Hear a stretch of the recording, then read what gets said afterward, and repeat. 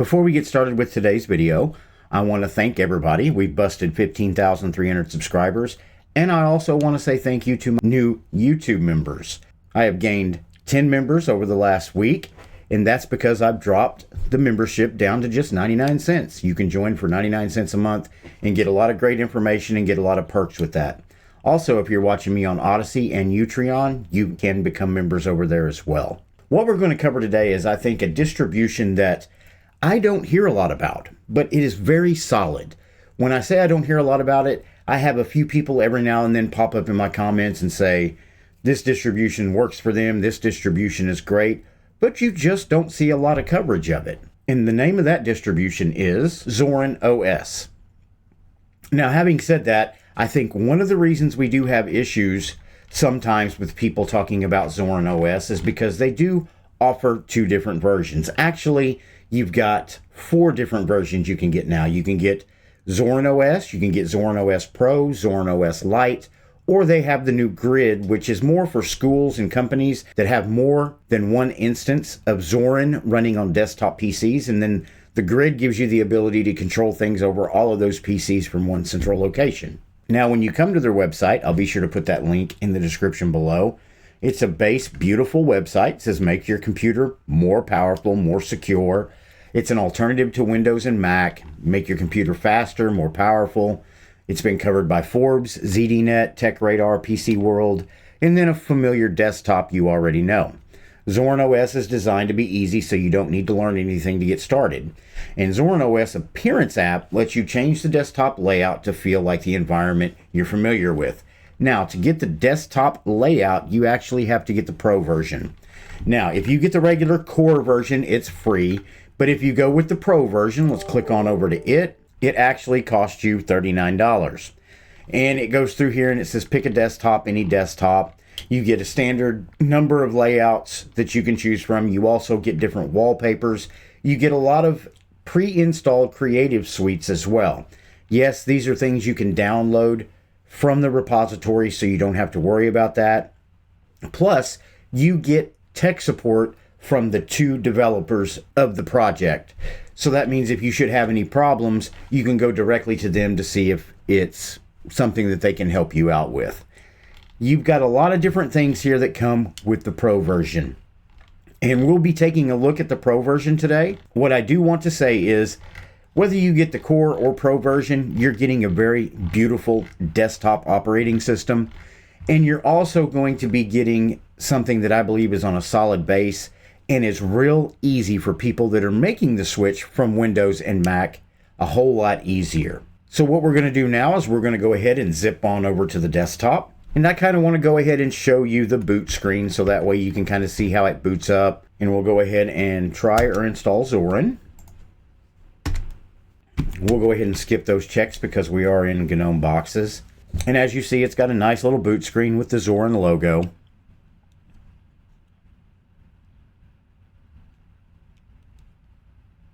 And then we're getting ready to boot into the desktop.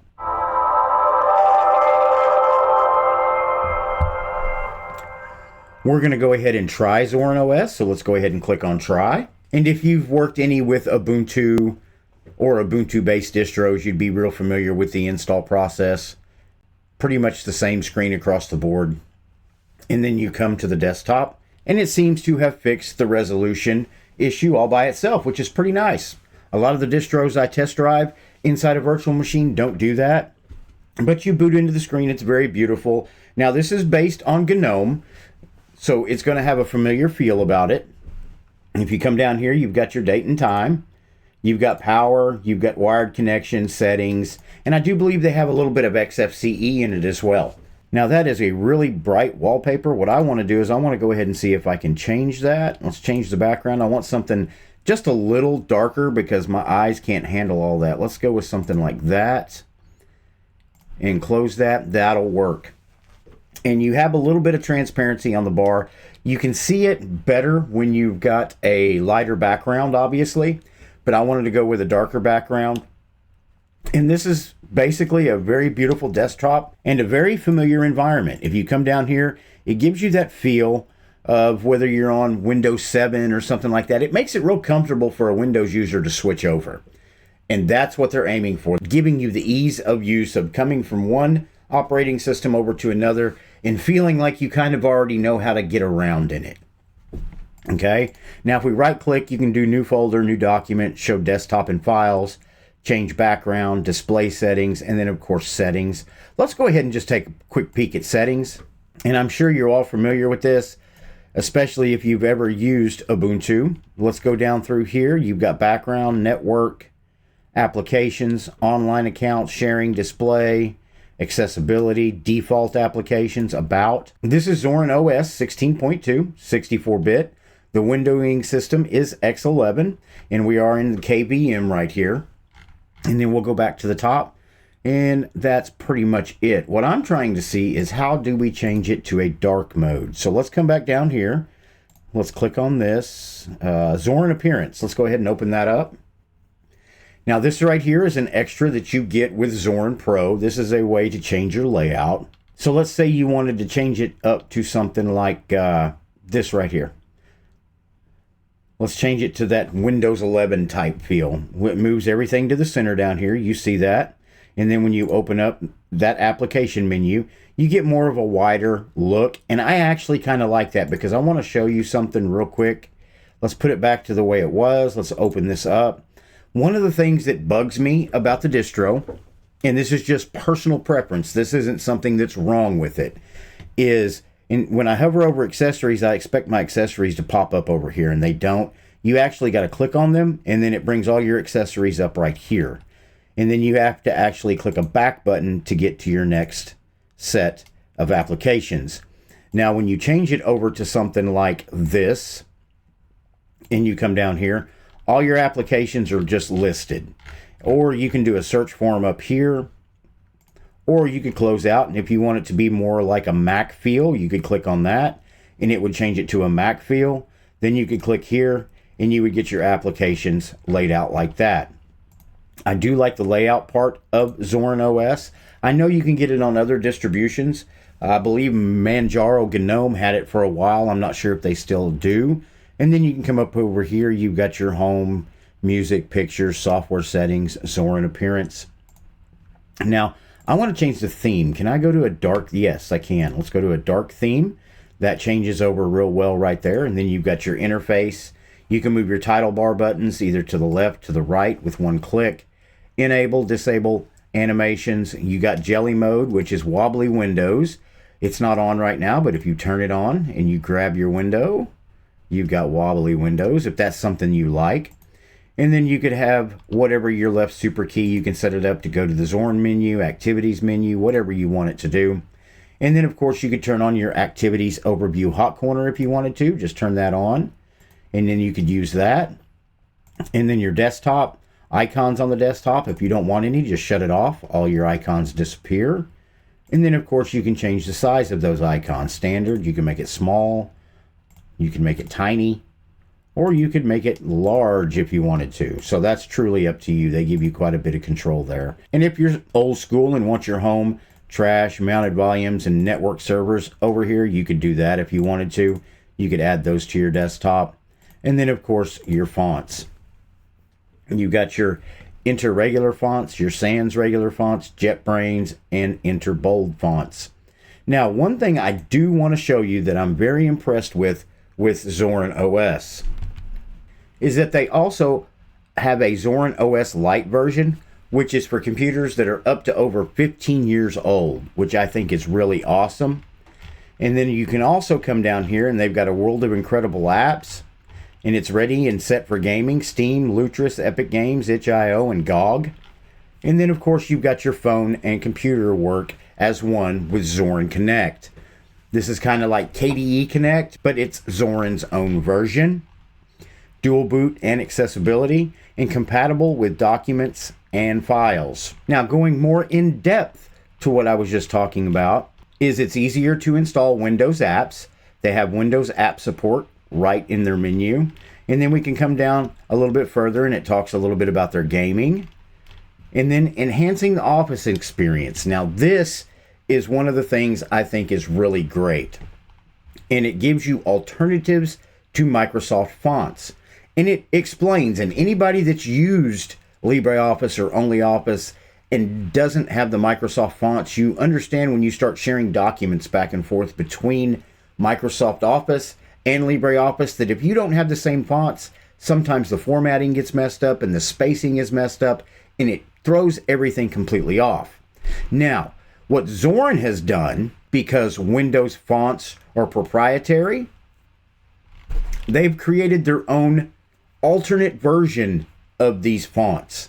Now, Zorin OS comes with an updated font selection to help solve the problem that you have sharing documents back and forth that could mess up. So, they've come up with Carlito, which is an alternative to the Calibre default typefaces in Microsoft Office. They got Caladia, the alternative to Cambria. They got Galasio, the alternative to Georgia. They got Celowick, the alternative to Seago. And then they got Comic Relief, the alternative to Comic Sans. Now, what this does is it kind of shows you right here that you can get a better experience. This is a Microsoft Office document. Inside Zorin, there's the original, and that's with it with a different font. So they show you the difference in what happens in the layout. Now, they complement the existing selection of metric-compatible alternative fonts previously in Zorin OS, which was a Remo for Arial, Tinos for Times New Roman, and Cuisine for the alternative for Courier. And if you come up here, it shows you what can happen. If you notice right here, everything's fine, and when you had the wrong font, you would kind of get these layout mess ups. Now you don't have to worry about that. You get them all laid out, everything looks good, and these alternative fonts just work. You know, I don't always agree with paying for a Linux distro, but at the same time, if a distribution is doing something that I really like, I will support that distribution.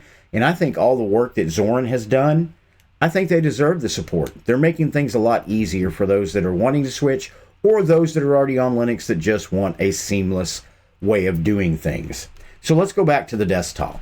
And we are back at the desktop. So what I'm going to do right now is I want to take a look at the Zorin store. Let's go ahead and open that up. And we're going to see how you get applications on Zorin. And let's go shopping. It's probably going to have to populate. We'll let that do its thing. And once it's populated, we'll go ahead and go maximize so everybody can see it. You've got a pretty simple layout for their store. You get some suggestions up here. You can actually scroll through those if you want to. And then you've got editors picks down here, Slack, Juju, Yugo, Skype, Mailspring. And then you got recent releases, Carlander, Amazon Works, Rocket Chat, recommended productivity applications, Opera, Ocular. You just get them base store. It's nothing fancy. It's just functional, and that's what you're really looking for. Then it'll give you a list of your installed apps, and then, of course, updates that are due on the system.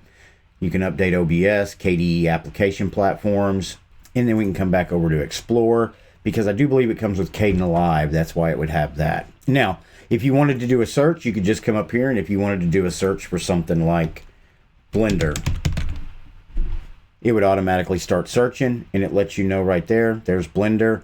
But because it is the Pro version, Blender comes pre-installed. So that's the easy way to install software on Zorin OS. So let's go ahead and close out of this. And then you've got your file manager. I think is a very beautiful file manager. It's functional. It's easy to use. You come up here, it's files. Everybody's familiar with files. You've got your usual suspects over here, and of course your home folders over here. Just a nice lightweight file manager, lets you do your work and stays out of the way. And then of course Firefox as your internet browser. So let's go ahead and look at the applications we have. You've got Ardour, Audacity, Barrier, Blanket, Blenders right here, Break Time, Boot Repair, Evolution Mail, Darktable, Feeds, Firefox Browser, Install Zorin, Inkscape, Homebank, Gparted, GIMP, Kazam, Kdenlive. And let me go ahead and open Kdenlive. See if it, thematically wise, is matching the desktop. And it seems as though the dark goes right along. Now let's go up here to settings, and the dark theme carries over. So you do have Breeze Classic, Dark, and Light. And then of course your style. I'll leave it with Breeze. So that's pretty nice. Sometimes what you'll have is when you put like Kdenlive, which is a KDE application, into different distributions, the theme won't go along with what the the distribution is doing. So that's nice to know. That's nice and integrated. So let's go ahead and close out of that. Come back down. We were at Kdenlive. You've got Krita. You've got the complete LibreOffice suite, and it'll have those fonts in it so that when you do share documents between somebody that's using Microsoft Office, you'll be just fine. And then we'll come down here. You've got Minder, Maps, OBS Studios installed out of the box, Mix, Photos. So you can see with the Pro version, you're getting a lot of different applications. Yes, you can go download them yourself. But what's really nice is if you pay the $39 for Zorin Pro, you've got it for as long as you use Zorin, and you don't have to go through that. So it really comes down to, is it a time saver? And if you're happy with the distribution, you're supporting them. You can look at it as a donation. I don't look at it as a paid version. I look at it more like, you guys have worked your butts off. I'm going to give you $39 for that. And then we can come down a little bit further. Oh, you got Scribus as well. There's your screenshot tool, software updater, system monitor. Let's see what kind of resources we're using here. I doubt they have HTOP. Let's go with top. Let's go ahead and make that full screen. Let's make it to where you can see it. And at rest, with just a terminal open, you're at about 823 megabytes being used of the 2 gigabytes I have issued. So at the end of the day, what you're looking at is pretty close to what you're going to see on a GNOME desktop, with this being based on GNOME and having some XFCE on top of that, and then a few KDE implementations for Kdenlive and such. It works rather well. I'm going to go ahead and close out of that, and we will go back down here, and we were at the terminal, which was right there. You've got VirtualBox out of the box. Now that's something that shocks me. Let me look at something here real quick. Let's see if they have boxes. They don't have boxes installed out of the box, and with it being based on GNOME, I thought they would, but they do have VirtualBox installed out of the box. You got Zorin Connect, which is a way to connect your cell phone. What you do is you just open it up, and right here it says connect your computer with your mobile device. You can sync your notifications, browse photos, reply to SMS messages, share files and web links, and use your phone as a remote control for your computer. So it has a lot of, it sounds like the same DNA that you get with like a KDE Connect, but it's Zorin's very own application. And then you can also get it on Firefox for your browser and Chrome, and then you can download the application on Google Play. So I'm going to go ahead and close out of this and come back up, and we'll go down to the bottom again. Zorin Appearance we've looked at, Windows Apps, Weather, and VLC Media Player. At the end of the day, it's a great operating system. It does what it does very well, if you know what that means. It's designed to be one thing. It's designed to make your transfer from Windows or Mac easy and seamless. You're going to have an operating system that you can install and right off the bat set it up the way you're used to seeing an operating system, with their theme layout, which I think is exceptional. I know you can get it on other distributions, but having it out of the box and easy to use and easy to set up, just one click and you're to a desktop environment that you're used to, and you can go from there. So that's my quick look at Zorin Pro. Remember, the Core Edition has basically everything that you see here except for you don't get the theme layout switcher. A lot of the apps that I just covered aren't installed out of the box. You don't get the direct support from the developers. You do have forums where you can go ask questions and get answers from other users in the community. And of course, you don't get all the other wallpapers that come with it. Like I said, that's a quick look at Zorin OS 16.2. What do you think? Is it something you might download, throw on a USB, and put in a virtual machine? Let me know in the comments below. Please do me a favor before you leave today. Please like, subscribe, or follow my channel. The more likes I get keeps me in YouTube's algorithm, which means the information you just saw in this video, if it was helpful to you, it can be helpful to somebody else. And subscribe. Doesn't cost anything. And if you end up not liking me, you can always unsubscribe. If you like the channel and enjoy the videos that we are producing, we are on 3 separate platforms: YouTube, Utreon, and Odyssey. And you can become members on all 3. On YouTube, it's only 99 cents. On Utreon, it's $2.99. And on Odyssey, it's $4. You can also buy us a cup of coffee, maybe go over to PayPal and throw us a donation, or go to Patreon and become a patron to the channel. All those links will be in the description below. As always, thank you so much for watching my video, and I will see you in the next video.